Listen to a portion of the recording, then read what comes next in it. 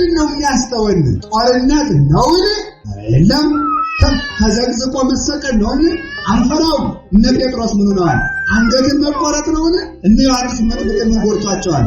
በመጋዝ መሰንጠቅ ነውን? ኢሳይያስን ምን ጎርቶታል? ከሳት መወርወር ነውን? ሰለስቱ ደቂቅን ምን ጎርቷቸዋል? ከአንበሳ መወርወር ነውን? ዳንኤልን ምን ጎርቶታል? አግናጤዎስን ምን ጎርቶታል? አንገትን መቆረጥ ነውን? ጳውሎስን ምን ጎርቶታል? ስለዚህ እንግዲያማ ከመከራ ሁሉ የተነሳ እይደንግዝክሙ ልባችሁ አይሸበርባችሁ። በሽታ መጣ፣ ጦርነት መጣ፣ ረሃብ መጣ ሲሏችሁ እንዲህ ብላችሁ አይ ጌታዬ ያለኝ እንዲህ ነው፣ ልባችሁ አይሸበርባችሁ፣ በእኔ እመኑ፣ በአባቴ እመኑ። እስኪ ልባችሁ አይሸበርባችሁ።